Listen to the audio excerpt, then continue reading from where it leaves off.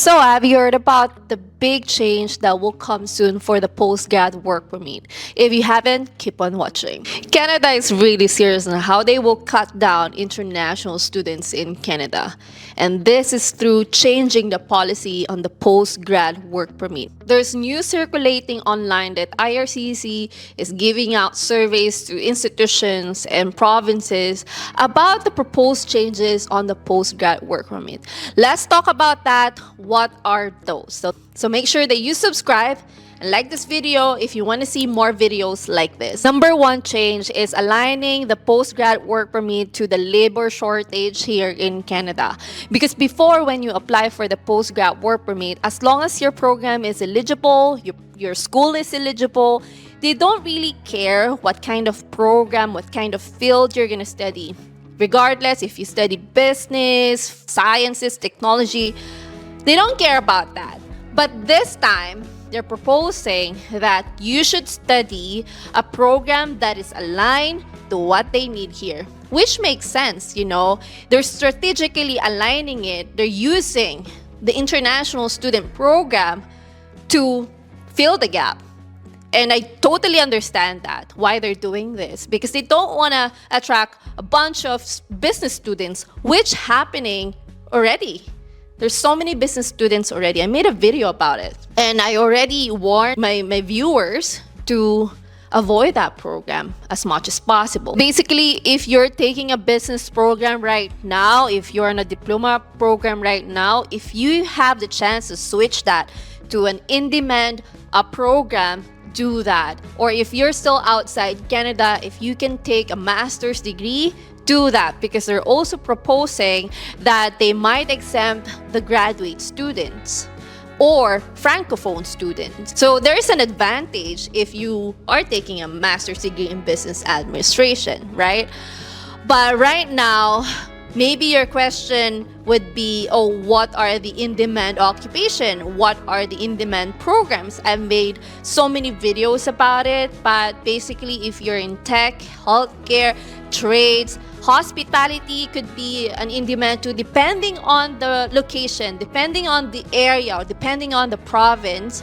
But you have to really check the location that you're going to, or where you're going to study. Another proposed change to the postgrad work permit is having a job offer that is again aligned to the occupations needed here in Canada, and also having the English test so that you can have longer postgrad work permit here. So they said if you wanted to have more than 1 year postgrad work permit, you need the job offer and an English test. We don't have those things when we applied for the postgrad work permit. You will also understand why Canada is doing this, because they don't want a lot of graduates working in one industry, or they don't want them to be underemployed when they graduate.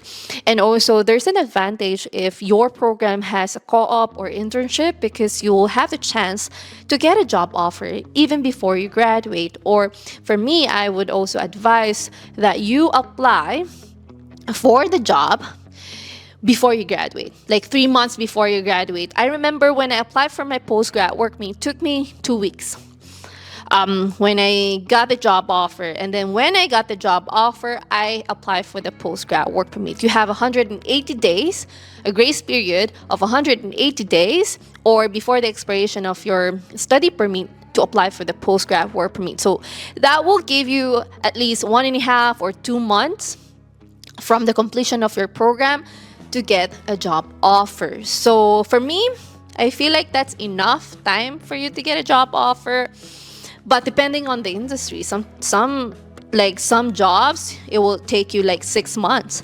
So depending on the industry and depending on the location, if you're going to be in a saturated area or saturated cities, then that will be really difficult for you. Yes, you don't have to worry this too much, but again, you have to really strategize when you get a job. And when you use your postgrad work permit, you have to use it wisely. And my major concern when it comes to these changes is who's going to be affected.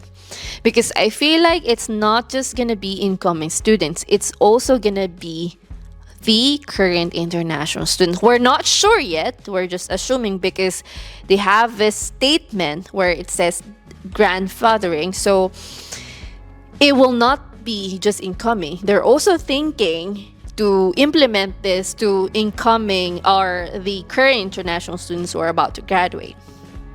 If that happens, I'm telling you guys, it's gonna be chaotic.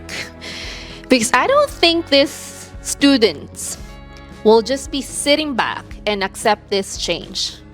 I'm telling you guys, it's going to be a chaos if that happens. And I'm still hoping that hopefully they won't implement this to current international students. I will understand if it's incoming, but not the current international students. And I know you guys, those people that will comment that you came here as an international student, you should go back home to your home country. I know, because you're just saying that because you're not the one who spent 2 million or 3 million just to come here as a student. Most of the students, let's just be honest here, they came here because the program and the school that they went to have a postgrad work permit. It's on the government website. These students were given a path when they took that program. But usually if IRCC will implement this kind of changes, it's not usually gonna be implemented to current international students, right? It's always like incoming. It's always based on when did you submit your study permit application. But let's see what's gonna happen. There's no official statement yet from IRCC. We're still, speculating because this is just a proposal.